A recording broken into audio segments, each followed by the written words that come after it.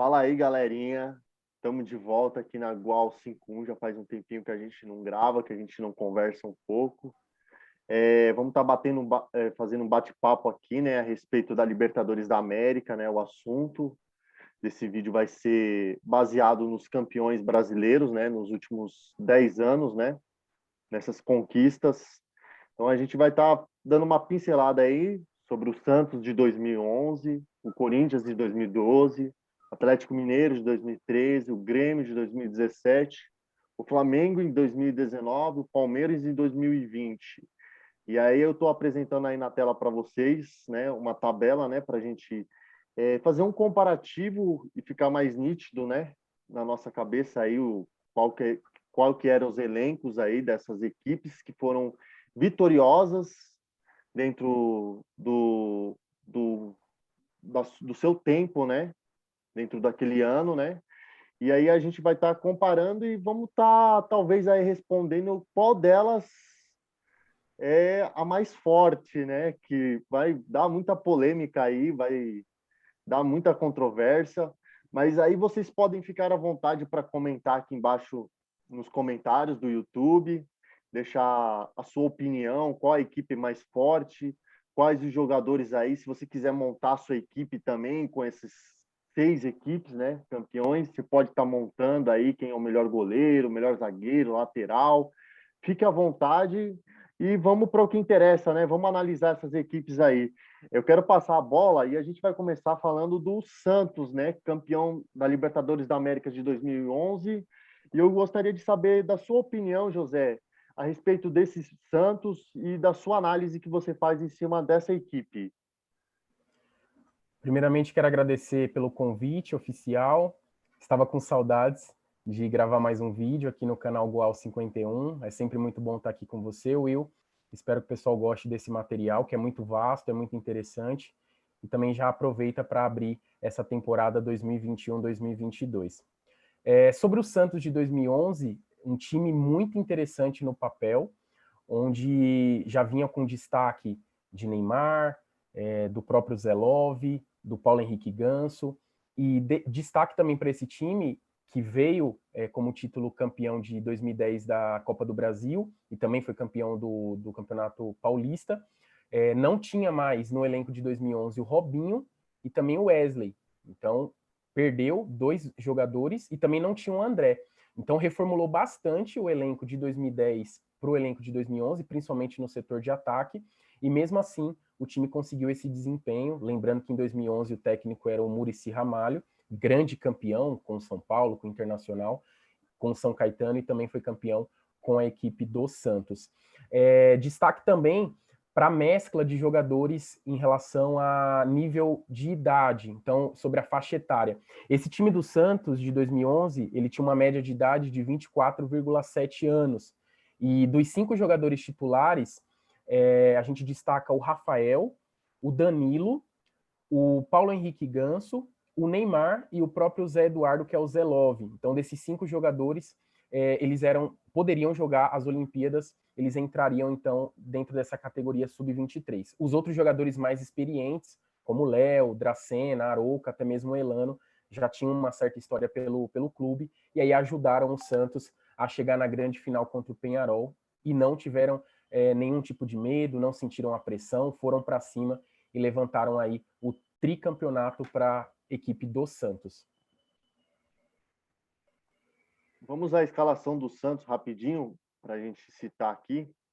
O Santos de 2011, eu coloquei aqui como principal time as equipes que jogaram o último jogo da Libertadores, não, o jogo de volta.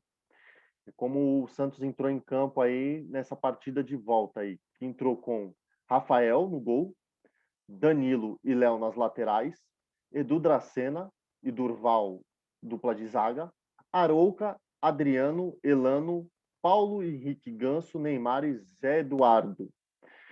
Tinha opções no banco aí, como Vladimir, Bruno Rodrigo, Alexandro, Pará, Alan Patrick, Keirson e Michael Leide.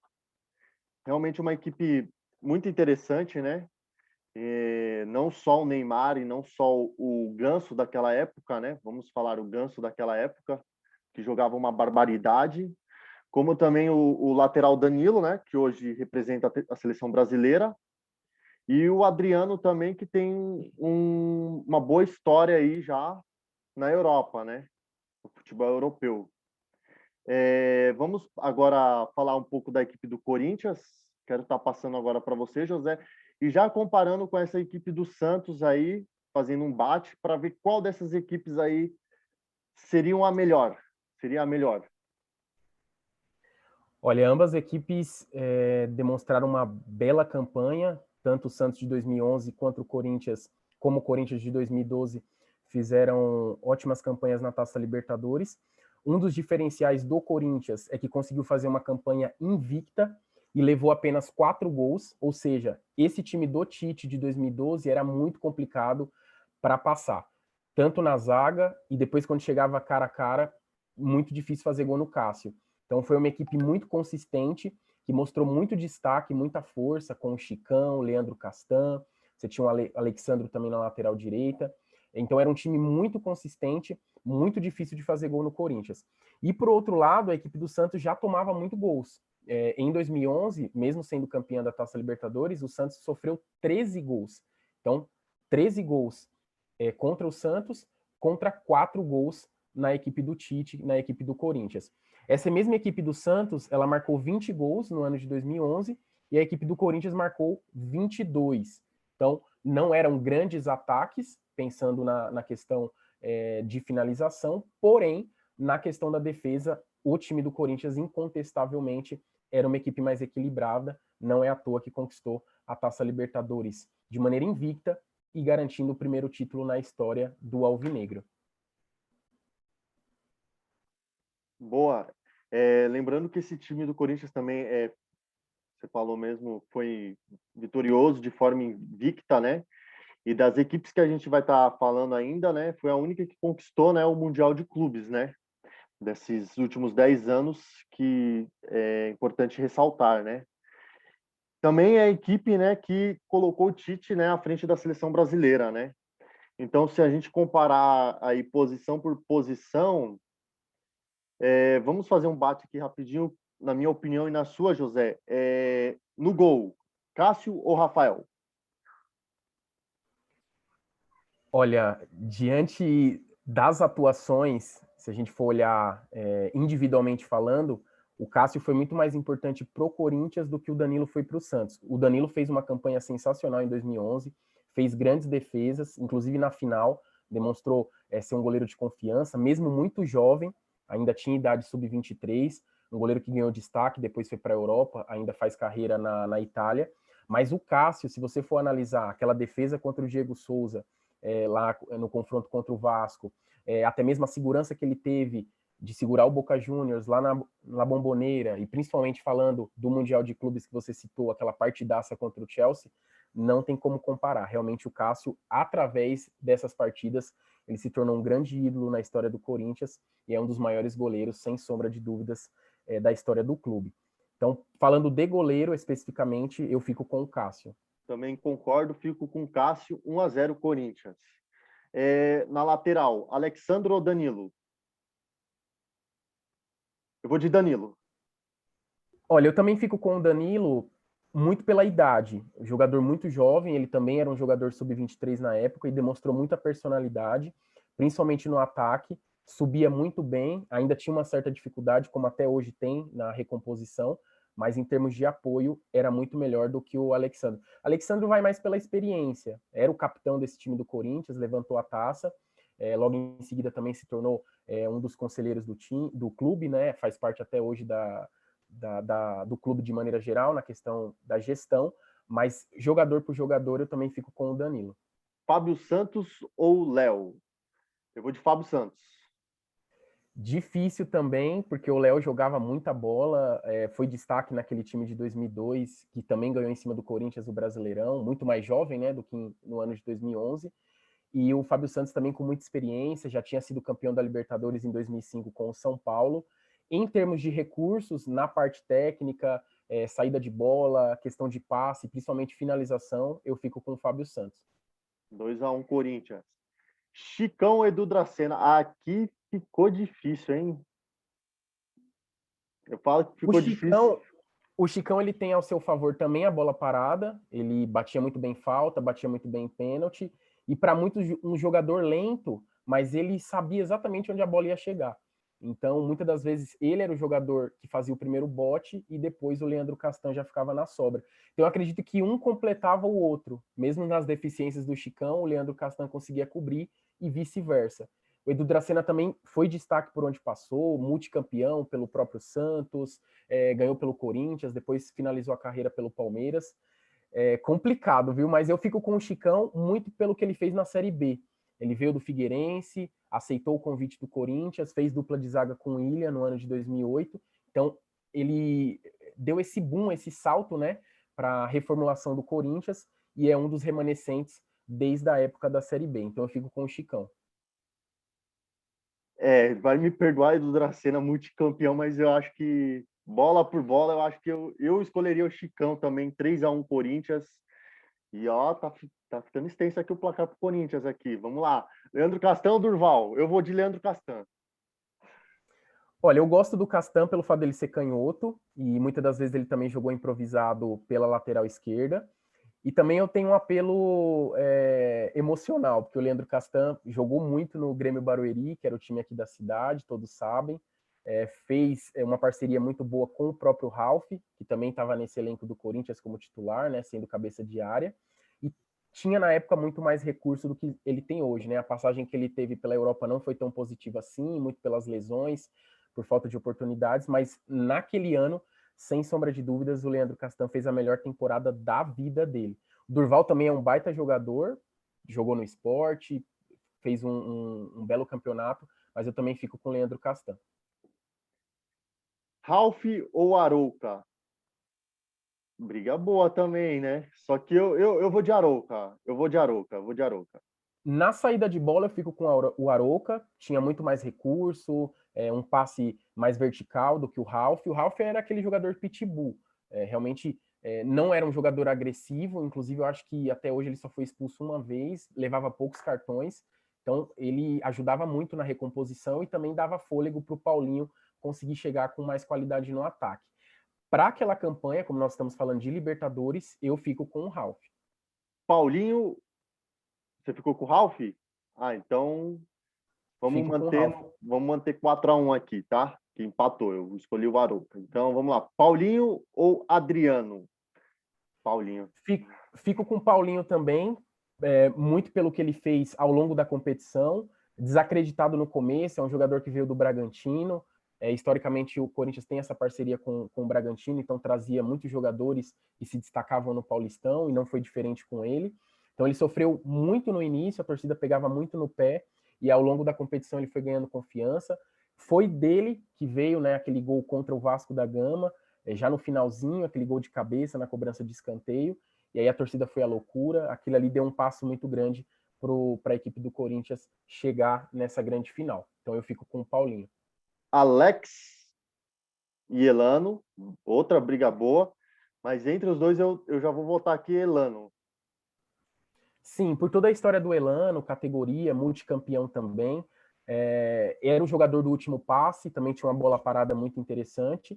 O Alex também foi destaque, principalmente na equipe do Internacional, canhoto bom de bola, mas achava muito lento na transição. Nesse caso específico, eu fico com o Elano. 5-2 o placar. Agora, outra briga. Essa briga aqui é boa, só que não é boa, né? Por causa. O Ganso é o Ganso. É o Ganso daquela época que a gente está avaliando. Não é o Ganso que a gente viu depois daquela época, né?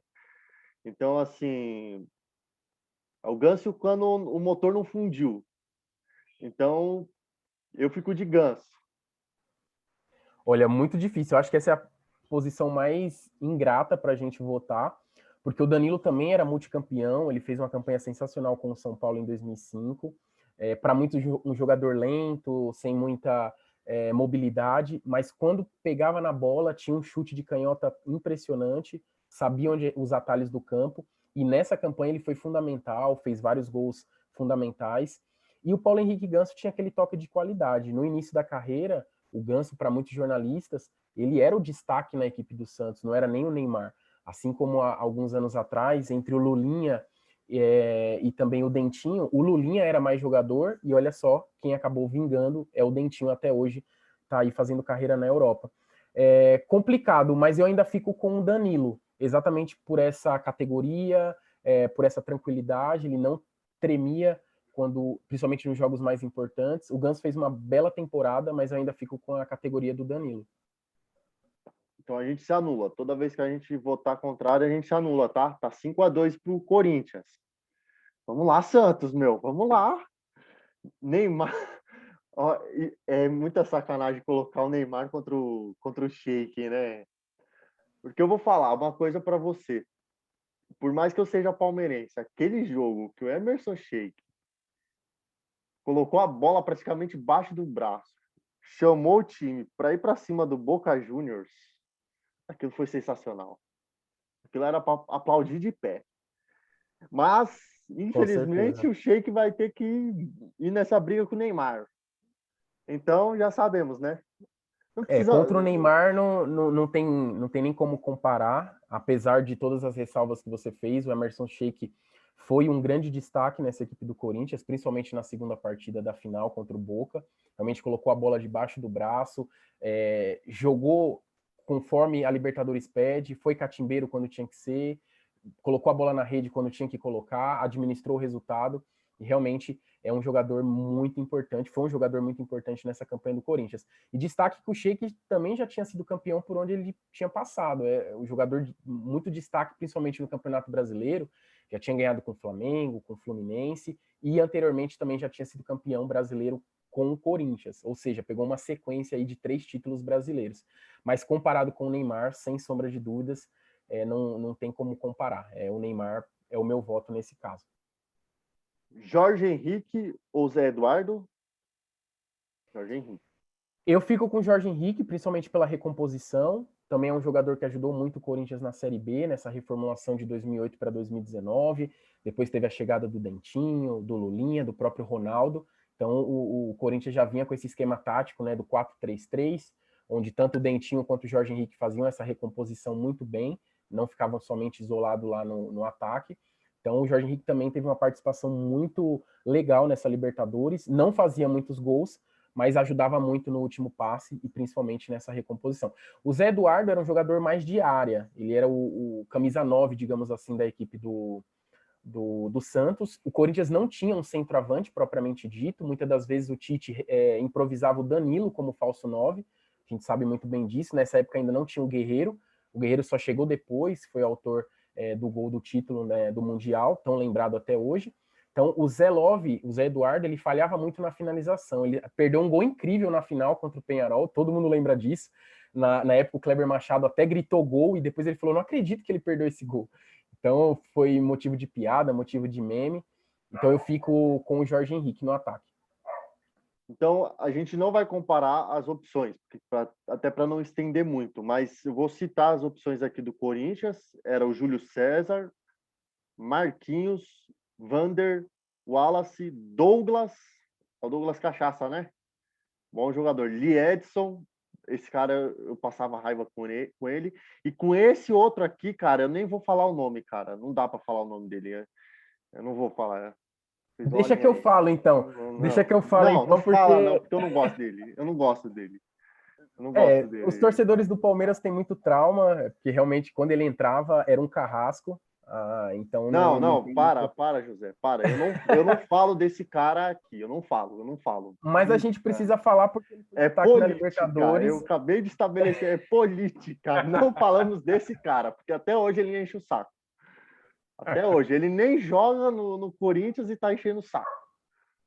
Realmente, ele é muito provocador. Mas lembrando que ele fez o gol, né, de empate do Corinthians lá contra o Boca, que foi fundamental. O primeiro toque na bola, ele já fez o gol de empate, que deu essa tranquilidade no jogo da volta. E naquela época ele só tinha... Eu vou mutar você. Eu tô falando, você cancelado. Eu vou cancelar você. Eu não falo desse cara. Esse cara, não. Eu falo até do Cássio, cara. Eu gosto do Cássio, mas dele não. Ele é muito provocador. Eu não falo dele. O Emerson Sheik também. Ele vive provocando lá, mas acontece que o Emerson Sheik ele me conquistou no jogo contra o Boca. Eu gosto dele por causa do jogo contra o Boca. Tá E, bom, então, então vamos pro próximo antes que eu seja banido do canal. então vamos seguir aqui. Então ficou 6-3, lavada, tá? Do Corinthians. E aí agora a gente vai comparar o próximo elenco com o do Corinthians, sem a gente ficar tanto comentando agora o do Corinthians, que já foi comentado, né? Vou passar uma prévia aqui do time do Atlético Mineiro de 2013. No gol, Vitor. Na lateral, Marcos Rocha e Richarlison. Hever e Leonardo Silva na zaga. Pierre Pitbull, incontestável, eu adoro o Pierre, aquele de 2009 com o Palmeiras. Josué, já campeão da Libertadores, né? O São Paulo. Diego Tardelli também. O Bruxo, esse aí nem jogador é. Luan. O Jô é outro cara que eu não gosto, cara. Eu não gosto porque ele provoca também. Não, todo respeito ao Jô. O Jô é gente boa. O Jô é gente boa. Giovani como opção. Gilberto Silva. Júlio César. Michel. Rosinei. Alexandro, que passou pelo Palmeiras. E o Guilherme, que eu adorava quando ele jogava pelo Corinthians. Eu adorava ver ele em campo. Então, vamos comparar aí, ó. No gol, Vitor ou Cássio? Cássio.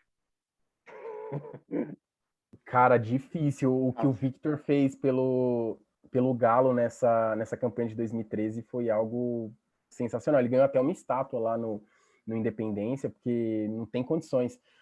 Tanto nas cobranças de pênaltis e também as defesas que ele fazia. Porque é engraçado, esse time do Atlético, ele fazia muitos gols. Eu fiz aqui uma anotação, o Atlético marcou 31 gols nessa temporada 2013, porém sofreu 16. Então o Atlético ele tinha como característica o quê? Tomava gol fora de casa, vinha com resultado adverso, foi assim tanto na semifinal quanto na própria final, com resultado de 2-0, e em casa resolvia. A pressão do Verdade. Independência, caiu no Horto, tá morto, realmente tinha muito essa atmosfera, essa pressão era muito grande, o São Paulo sentiu muito isso, o São Paulo enfrentou por 4 vezes o Atlético nessa competição, primeiro na fase de grupos, e depois teve a coincidência, a infelicidade de pegar o Atlético de novo, já nas oitavas. O Rogério Ceni lembra muito bem do Ronaldinho Gaúcho, né? Principalmente aquela tomada de água ali do lado da trave, como quem não quer nada. Acabou saindo o gol do Atlético lá no Independência. Esse gol os atleticanos não esquecem. E foi uma campanha muito interessante em termos de pressão e de recurso técnico. Né? O time do Atlético tinha muito isso. Se você for analisar Josué e Pierre, então eles seguravam muito ali na cabeça de área, não tinha uma boa saída de bola, mas aí você tem do Ronaldinho para buscar essa bola lá na defesa, na intermediária. Você tem da velocidade do Diego Tardelli, que também já tinha sido campeão da Libertadores com São Paulo. Você tendo o Luan pela lateral direita, que corria mais do que notícia ruim. E as finalizações do Jô, que foi um jogador muito importante. Ele, nessa época, o Jô não era só o cara da casquinha. Já algumas temporadas, ele só é aquele cara do chutão, da casquinha e vamos ver no que dá. Nessa época, não. O Jô marcava gol de cabeça, marcava gol de perna direita, com perna esquerda, de fora da área, fazendo pivô. Tinha muito mais recurso, também 9 anos mais jovem, era uma outra época, era uma outra pegada. Mas, para não fugir da raia, comparando o Vitor com o Cássio, eu fico com o Vitor.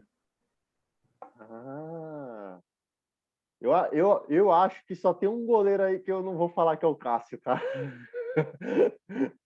Mas vamos lá, vamos lá. Então se anula, tá 0-0 o placar. Rocha ou Alexandro? Eu vou de Rocha. Eu vou de Rocha. Nessa época, eu achava o Rocha muito mais interessante do que ele é hoje, apesar de Mais ter... ofensivo. Sim, mais ofensivo, e ele não tinha essa responsabilidade toda de voltar, justamente pelo que eu citei no início. O Pierre e o Josué marcavam muito bem. Então ele já tinha esse perfil mais de segurar no meio de campo, povoar aquela região, para liberar os laterais. Então tanto o Richarlison subia muito, O próprio Júnior César, que era reserva do Richarlison, também quando entrava subia demais, então não tinha essa questão de segurar tanto. Então o Marcos Rocha tinha muito mais recurso, não é à toa que depois ele veio participar de outros elencos, teve outras oportunidades. Então, em comparação com os dois, principalmente na questão ofensiva, eu fico com o Alexandro. Aliás, com o Marcos Rocha. Eu fico com o Alexandro se fosse na parte defensiva. Pensando no ataque, na composição, eu prefiro o Marcos Rocha. Eu vou de Rocha hoje, eu vou de Rocha amanhã, vou de Rocha sempre. E vamos lá. Richarlison ou Fábio Santos? No gingado, o Richarlison. Mas com a bola no pé, vamos de Fábio Santos, né? Você vai de Richarlison era... Não, sem um ou outro. Não tem ficar no muro. Não, é só uma brincadeira com os torcedores do São Paulo, principalmente, que o Richarlison gostava muito de requebrar nas comemorações, mas jogador por jogador, com certeza eu fico com o Fábio Santos. Era muito mais categoria, o Richarlison eu achava o Richarlison muito estabanado, fazia muita falta perto da área, tinha muito recurso técnico também, mas eu ainda prefiro o Fábio Santos. Eu vou de Richarlison. Então tá 1-0 pro Atlético Mineiro. Hever ou Chicão? Tá fácil. Pra mim tá fácil. Eu ainda fico com o Chicão.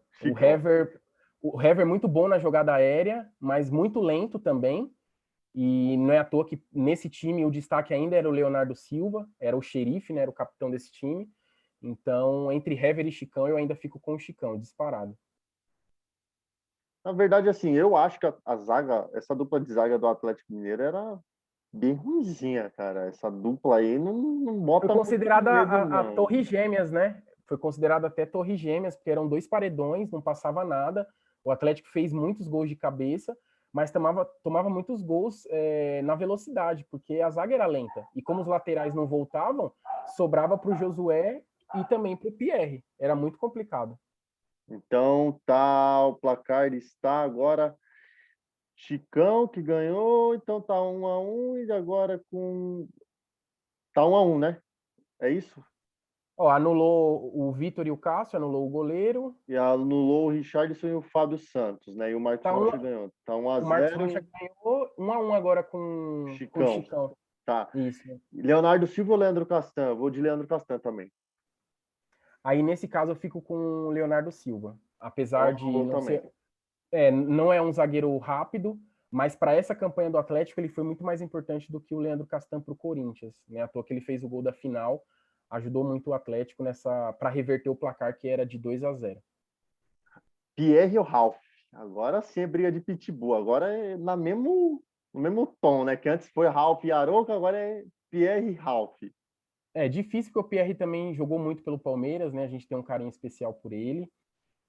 O Ralf também tem um carinho porque jogou muito no Grêmio Barueri, foi destaque, né? À toa que ele foi para a equipe do Corinthians em seguida. Cara, difícil, mas eu ainda vou ficar com o Ralf. Eu também vou de Ralph. Pelo número de faltas que ele cometia, era um jogador muito leal, muito limpo. Os próprios companheiros respeitavam muito o Ralf dentro de campo. E eu acho que a recomposição do Ralf era melhor. Os dois não tinham destaque na saída de bola, também não marcavam muitos gols, mas falando de posição por posição na marcação em si, eu acho que o Ralf ganha alguns destaques em relação ao Pierre. Isso aí, 2-1 Corinthians. Ih, hein? O Corinthians vai chegar lá, vai chegar para brigar com o Palmeiras lá? Vamos ver. Vamos lá. Josué e Paulinho. Olha, o Josué é um dos caras mais injustiçados do futebol, pensando exatamente em qualidade, porque ele é aquele jogador que come quieto pelas beiradas, não era de entrevista, um jogador muito, muito calado mesmo, mas dentro de campo sempre deixou o máximo. Eu lembro quando ele fez a parceria com o Mineiro, era um jogador muito interessante, que além de marcar muito, ele chegava com qualidade no ataque, mas o Paulinho, ele jogou muito nessa Libertadores, marcando gol, inclusive, contra o Vasco, que a gente já citou anteriormente. Difícil, cara, mas pela história, pela bagagem, eu vou ficar com o Josué, porque também se não fosse por ele, o time do Atlético ficaria muito sobrecarregado se tivesse somente a marcação do Pierre.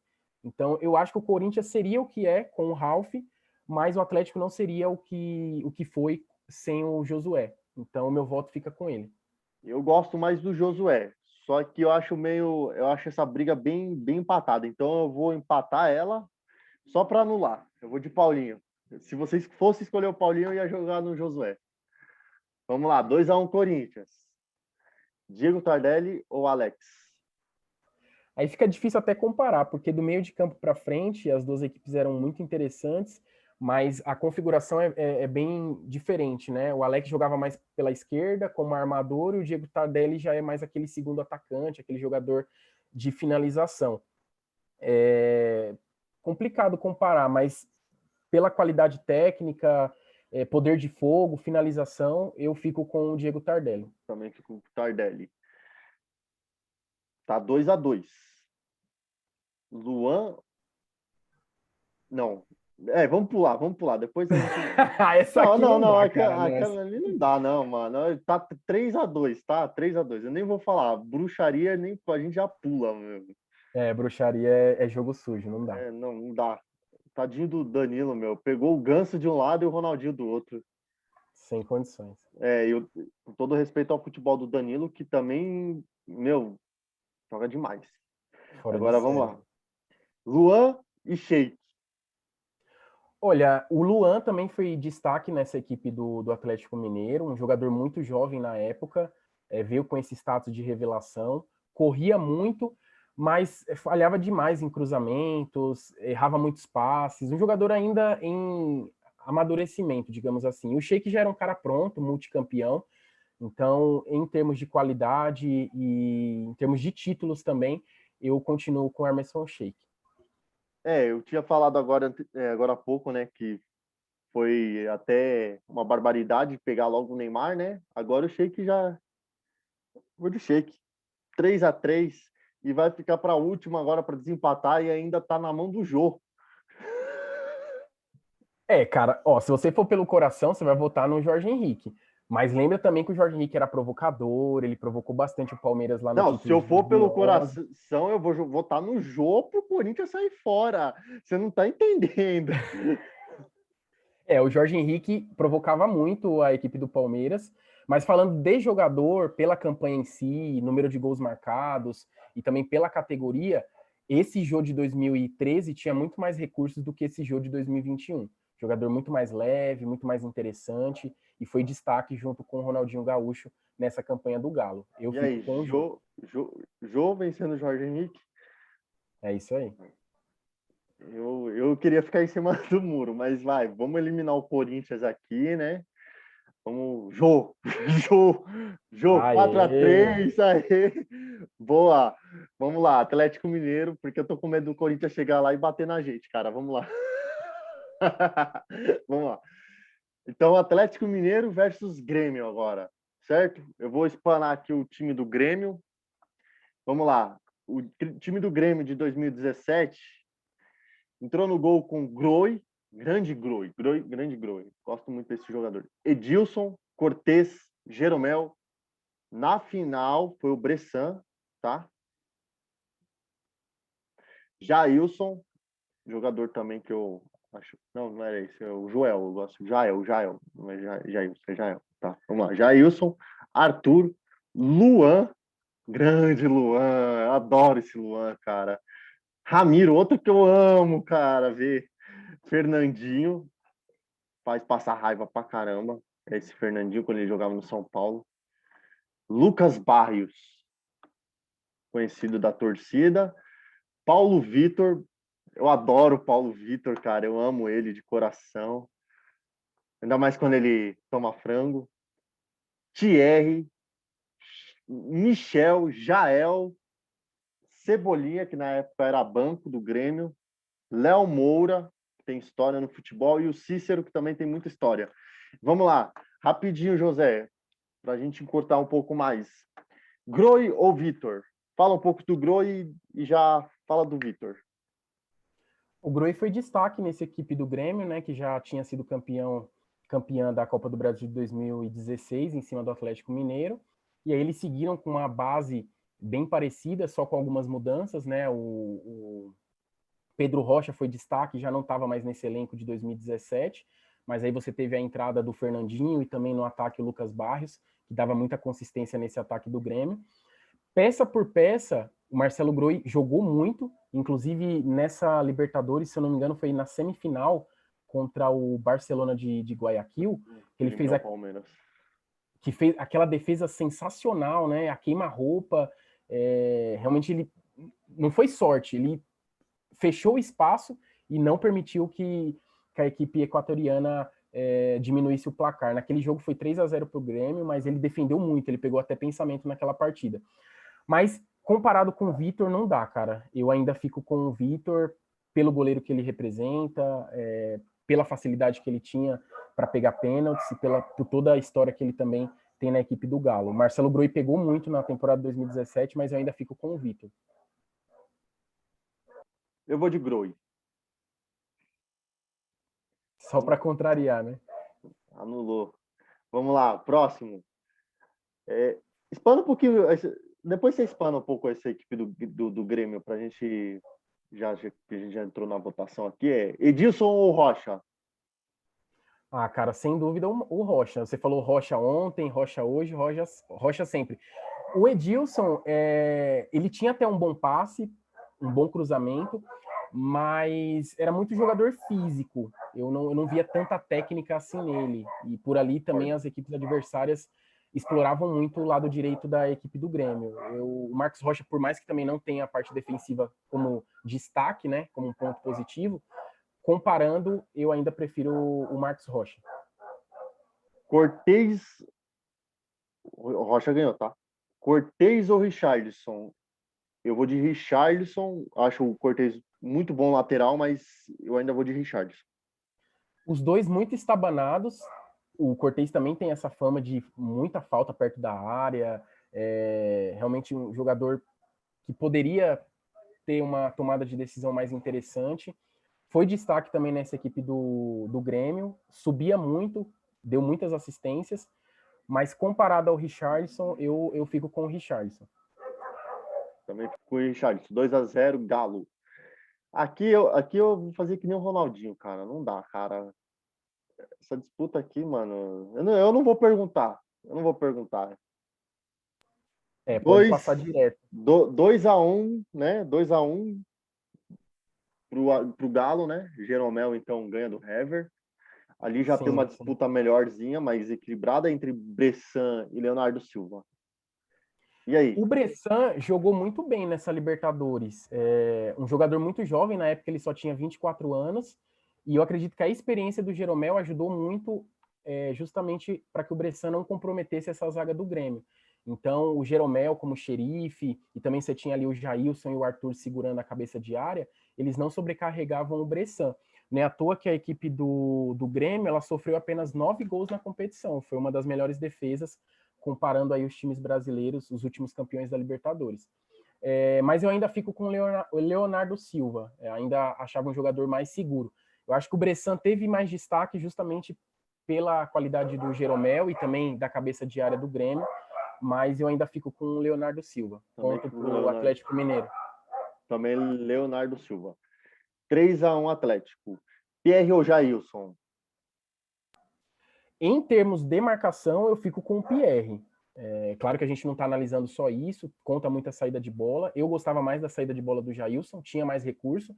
O time do Renato já tinha mais essa visão de toque de bola, era um time com uma porcentagem de bola altíssima. Foi assim também, inclusive, na final contra o Lanús. Mas eu ainda fico com o Pierre, ele segurava mais ali a defesa, dava uma sustentação, um equilíbrio maior. E lembrando que o papel do Jailson era muito importante para o Arthur sair um pouquinho mais. Mas comparado com o Pierre, eu ainda prefiro a equipe do Galo. Pierre também. Agora uma disputa boa. Arthur ou Josué? Ou não? Aí pensando no futebol moderno, não tem como eu não votar no Arthur. Porque o Josué ele ainda era muito importante para aquele tipo de esquema 3-5-2, ou até mesmo um 4-2-3-1, que já era nesse formato que o Atlético Mineiro jogava, onde você tinha exatamente 2 volantes. Agora, pensando no futebol mais moderno, onde o jogador não só segura a posição, mas também finaliza, chega no ataque, pisa, né, dentro da área, que é o que os comentaristas pedem tanto hoje em dia, aí eu acredito que o Arthur seja um jogador mais completo, ainda tem muita lenha para queimar, acredito que ele pode ainda ser jogador de Copa do Mundo. Eu vou de Josué, o meu voto que não foi dado, né? Que eu entreguei pro Paulinho, né? Agora eu vou dar pro Josué. Eu acho ainda assim o Josué é mais jogador do que o Arthur. Então, 5-1 Galo. 5-1 Galo. Por enquanto, só o Jeromel aí em destaque pro Grêmio. Agora, esse cara que eu adoro, cara. Eu adoro, mano. Ele jogou uma barbaridade. Eu era fã dele no Grêmio. E agora no Corinthians eu sou mais fã dele ainda. Luan ou Tardelli? Olha, difícil você votar no Tardelli sabendo que o Luan foi considerado o rei da América naquele ano. Então ele foi destaque sim, porque fez realmente uma temporada sensacional. Era o jogador que buscava a bola lá na intermediária. Foi um dos gols do Grêmio na final contra o Lanús, saiu assim. Ele deu aquela arrancada sensacional, deu aquela cavadinha. E não foi um lance isolado, ele ajudava muito o Grêmio nessa recomposição. Era um jogador mesmo que ajudava no meio de campo, chegava muito bem no ataque, conduzia muito bem a bola, dava aquela chapada, né, com muita categoria. E, infelizmente, de um tempo para cá, a gente não sabe o que aconteceu, se foi pelo fato dele não ter sido negociado com a Europa, se foi algum problema pessoal, alguma questão física, a gente não entende o que acontece com o Luan. Até hoje ainda não engatou essas outras temporadas com a mesma regularidade. E também tinha sido campeão das Olimpíadas em 2016, inclusive foi com a entrada do Luan que o Brasil começou a jogar futebol, tinha passado na primeira fase com muita dificuldade, aquele futebol burocrático, e com a chegada do Luan deu um toque refinado nesse meio de campo, principalmente no ataque, e a bola começou a chegar justamente para os outros jogadores colocarem a bola lá para dentro. Comparado com o Diego Tardelli, que também é um baita jogador, para essa temporada, para a Libertadores, eu fico com o Luan, com o Rei da América. Concordo. 5-2 pro Galo, 6-2 pro Galo, porque é o bruxo, né? Então, vamos Eu lá. acho que o Ramiro, só para completar, o Ramiro perderia em qualquer posição aí. Poderia colocar com o Pierre, com o Josué, com o próprio Jailson, com o Arthur, ele perderia. Lembrando que o Ramiro do Grêmio não é o mesmo Ramiro que joga no Corinthians. É impressionante. Seja na garra, na disposição, até mesmo aquele jogador brigador que a gente via no Grêmio, um jogador até perigoso, né? Também chegava com qualidade no ataque. Você não percebe essa mesma qualidade no Corinthians. Já são aí 3 temporadas e o Ramiro não mostrou a que veio. Tá devendo muito comparado a esse time do Grêmio. O Galo já ganhou, tá? Só para falar, o Galo já ganhou, já passa para a próxima, que vai enfrentar o Flamengo, mas vamos terminar aqui. Fernandinho ou Luan? Então, o Fernandinho também tem um apelo emocional, né? Jogou muito no Grêmio Barueri, depois foi destaque no São Paulo, chegou até a seleção brasileira, teve poucas convocações, mas chegou. Mas se tornou um jogador previsível, né? Sempre um jogador que cortava para o fundo, apostava na velocidade e aí dava aquele chute impressionante que matava qualquer goleiro. E aí, com o tempo, os zagueiros foram entendendo as jogadas e aí ficou mais fácil de marcá-lo. Nesse contexto, pensando em importância para o Galo, o Luan, e o Fernandinho para o Grêmio, eu fico com o Luan. Eu fico com o Fernandinho, acho que tem mais bola. E para finalizar, Lucas Barrios ou Jô? Eu vou de Jô. Eu vou de Jô, mas com a ressalva que o Lucas Barrios também teve muito destaque por onde passou. É um jogador mais paradão, gol de cabeça, faz o pivô. Mas o Jô dessa temporada, conforme eu já destaquei, ele fazia gol de tudo quanto era jeito. Fora da área, dentro da área, de cabeça, perna direita, perna esquerda. Então, pensando exatamente no faro de gol, para aumentar aí o número de gols dos atacantes, eu fico com o Jô. 7-2 Atlético Mineiro. E aí, vamos lá. Atlético Mineiro versus Flamengo. Agora o bicho pega, né? Até porque se fosse Flamengo e Grêmio ia dar goleada também, né? Ainda mais com o Renato Gaúcho falando, jogamos o melhor futebol do país. É engraçado, Will, porque se você for analisar jogador por jogador, esse time do Grêmio de 2017 não era espetacular. Eu acredito que as outras equipes que o Renato montou foram até mais fortes. Se você for analisar que depois de um tempo você teve a subida do Everton, que você teve ali um meio de campo um pouco mais composto, Com a Grêmio de própria chegada. 2000, o Grêmio de 2018, eu acho que foi o melhorzinho. Porque aí você já tinha o Jeromel e o Kahneman na zaga, você já não tinha mais o Edilson na lateral direita, já era outro jogador, você ainda tinha o Arthur. Eu não lembro a escalação exatamente, mas eu acredito que esse não era o melhor Grêmio ainda de 2017, assim como o Corinthians de 2002 não era o melhor time. Se você for analisar o Corinthians de 2010, que você tinha o Ronaldo Fenômeno, você tinha o Roberto Carlos, que foi eliminado pelo Tolima, era um time muito mais Então, interessante. mas o que também, o fator que fez o Grêmio conquistar, né, aquela Libertadores, foi a utilização do banco, né? Quem vinha do banco jogava muito bem, que era o caso do Cícero, que fez uma participação muito boa, o Léo Moura, o Cebolinha e o Jael. Esses quatro aqui, eles vinham do banco e reforçavam muito bem a equipe do Grêmio, né? Sim, você tem total razão. Inclusive o Cícero, ele foi o autor do gol do Grêmio na primeira partida contra o Lanús, vindo exatamente do banco. E nessa oportunidade, o Renato colocou o Cícero como centroavante, o que para muitos não era comum.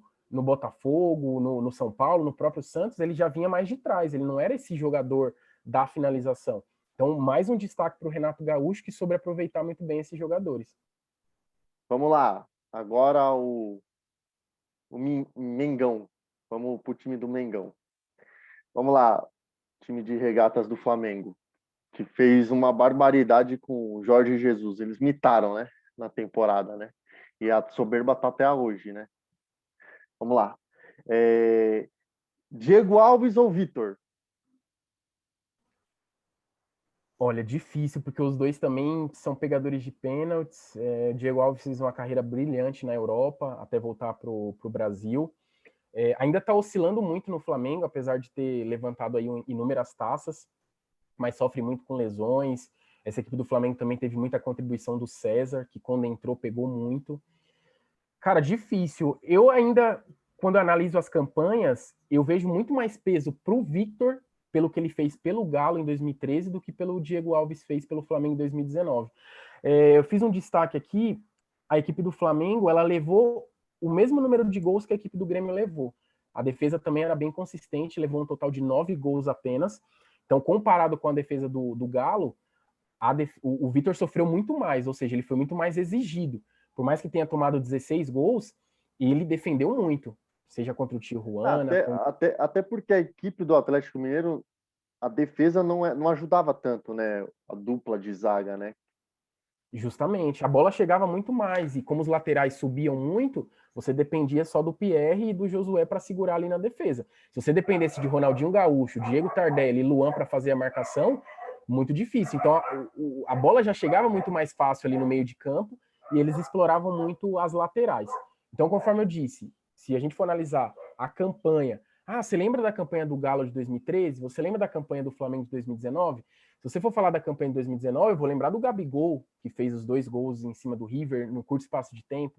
Já a campanha do Atlético, é lógico que eu vou lembrar do Jô, vou lembrar do Ronaldinho, mas eu vou lembrar do Vitor. Então, goleiro por goleiro, dificilmente você vai encontrar um que tenha feito uma campanha tão histórica como o Vitor fez pelo Galo. Então, meu voto fica com ele. Vitor também. 1-0 Galo. E aí a gente vai ter uma briga agora de boa. Muito boa. Rafinha ou Marcos Rocha? Mas estamos Briga boa, falando do Marcos Rocha do Galo. A gente não está falando do sim, Marcos Rocha. sim, Briga. com certeza. A briga é boa, porque ambos têm muitas qualidades e também têm defeitos na parte de recomposição, mas pelo que o Rafinha demonstrou, principalmente nessa Libertadores, seja na chegada, dando o último passe, fazendo muitos gols, ele é um jogador que chegava muito bem na área e servia também seus companheiros, e por toda a história que ele teve na Europa, jogou bastante tempo no Bayern de Munique, essa consciência tática, eu acho que essa é a palavra certa, a consciência tática. O Marcos Rocha sempre foi aquele jogador que só ia, não pensava na recomposição, justamente porque tinha gente para marcar e o Cuca dava essa liberdade para ele. Então, colocando nesses critérios, eu fico com o Rafinha. O Marcos Rocha, que ele foi o grande responsável, né, pela eliminação também do Galo, né, no Mundial de Clubes, né? Que ele teve até um desentendimento com o Cuca, E depois também teve um desentendimento agora, recentemente, né? No... Engraçado, né? Como a vida dá voltas, né? Mas jogador por jogador, eu também voto no Rafinha 1-1. Felipe Luiz ou Richarlison? Bons jogadores também, mas repito, pela categoria, por tudo que o Felipe Luiz fez pelo Atlético de Madrid, principalmente pela seleção brasileira, por muito tempo foi reserva do Marcelo, que não é fácil, porque o Marcelo, multicampeão, joga muito, conseguiu a titularidade depois de um tempo, então é um jogador muito interessante, principalmente na questão técnica. Oscila também muito no Flamengo, principalmente na questão defensiva. Eu esperava mais do Felipe Luiz, mas comparado com o Richarlison, por toda a história na seleção brasileira e também na Europa, eu fico com o Felipe Luiz. Também vou de Felipe Luiz. 2-1 Flamengo. Rodrigo Caio ou Hever? Aqui tá fácil.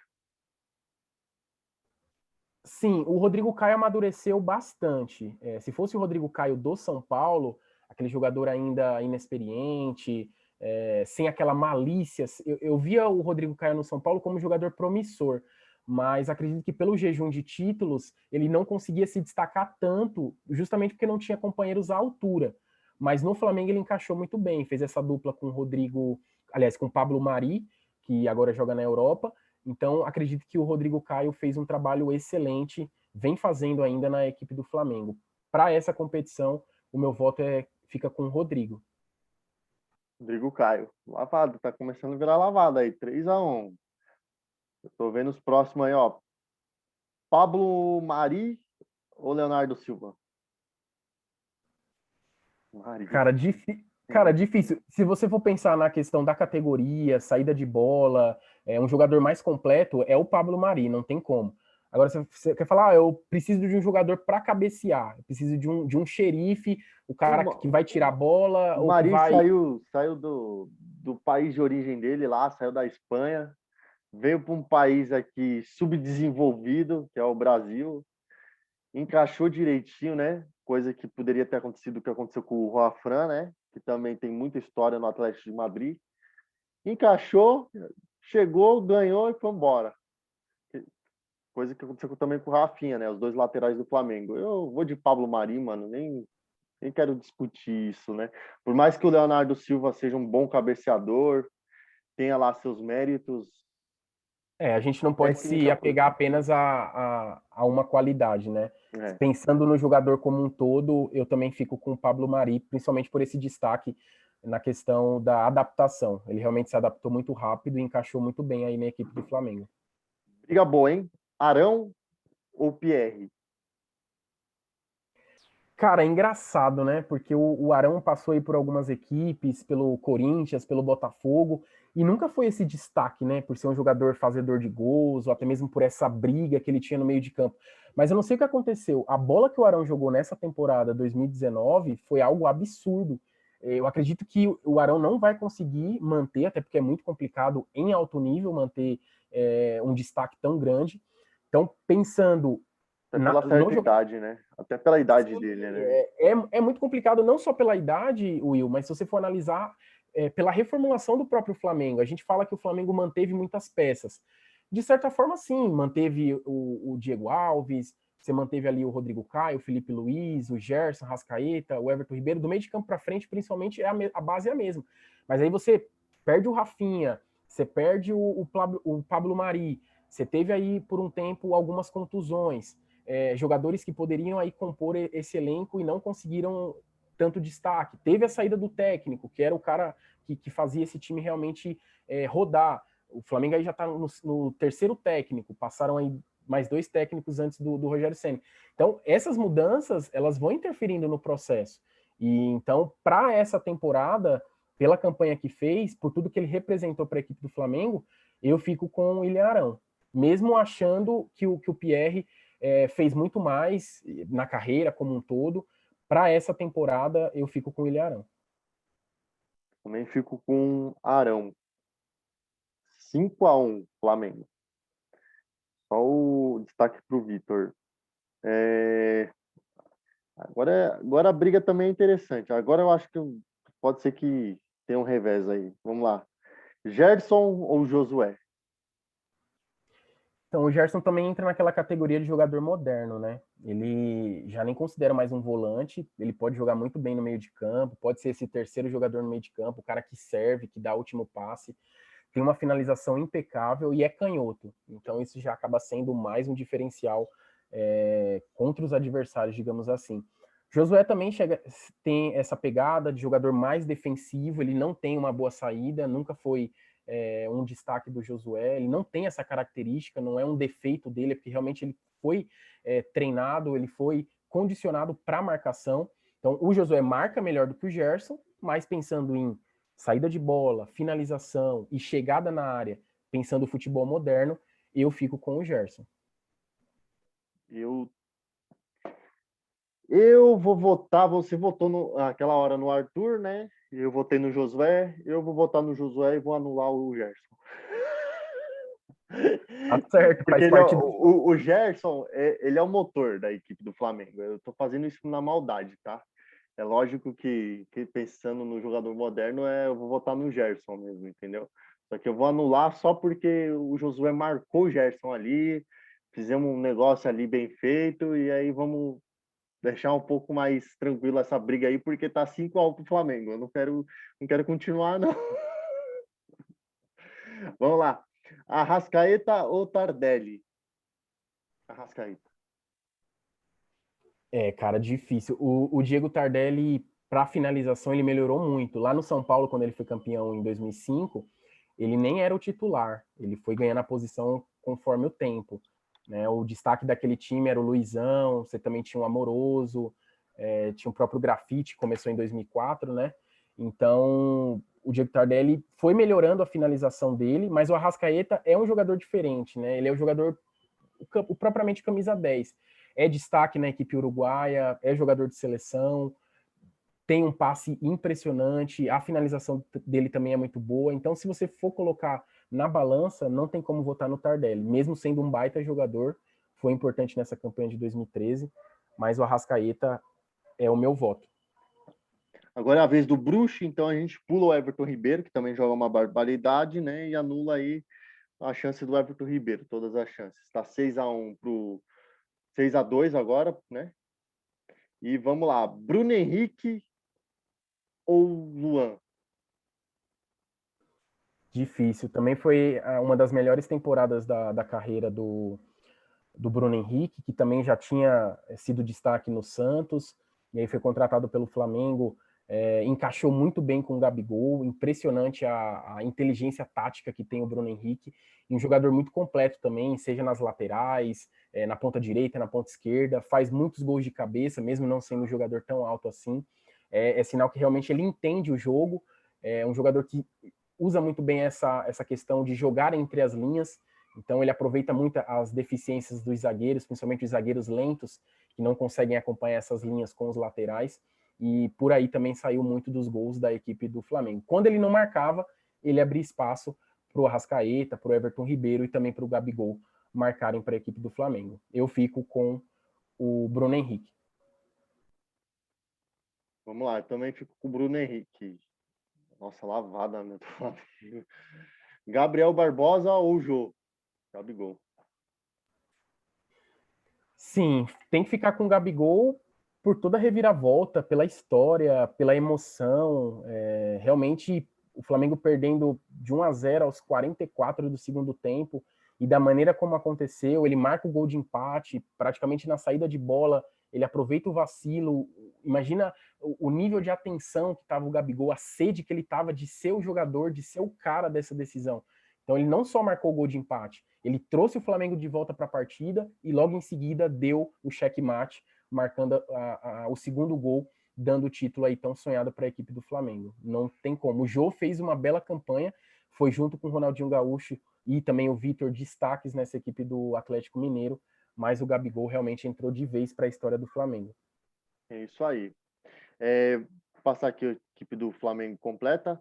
Diego Alves, Rafinha, Felipe Luiz, Rodrigo Caio, Pablo Mari, William Arão, Gerson, Arrascaeta, Everton Ribeiro, Bruno Henrique e Gabriel Barbosa. No banco de opções tinha César, Rodinei, Tuller, não era um banco assim maravilhoso, Rodolfo, René, Vinícius, Renier, Lincoln, Berril, Pires da Mota, bom jogador, Diego e Vitinho, certo? Agora, vamos ao que realmente interessa. Só que vai ficar para o Olha lá, próximo hein? vídeo. Só que vai ficar para o próximo vídeo, José.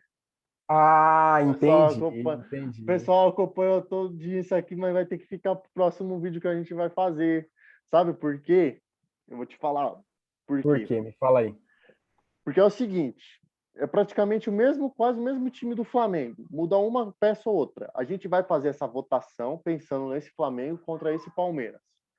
Só que isso vai ser decidido em campo. Entendeu? Então, assim, eu vou deixar nos cards depois também, junto com esse vídeo, o segundo vídeo, certo?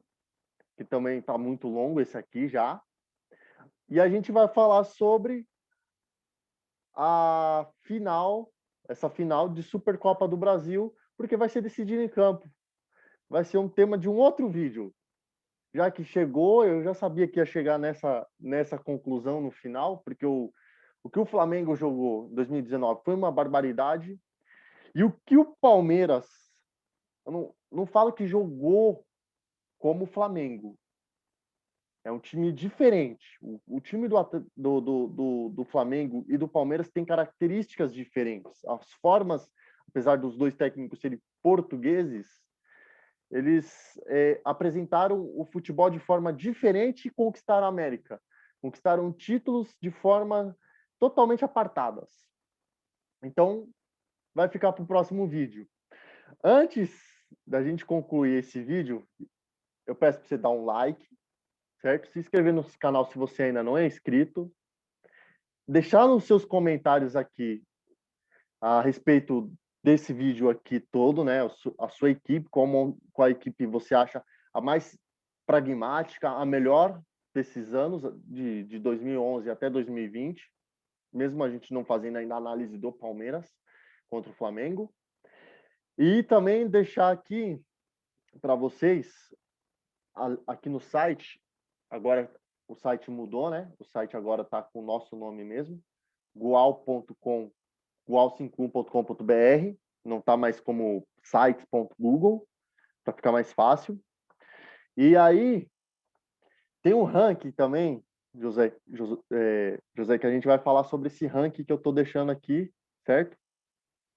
Que a gente criou no canal.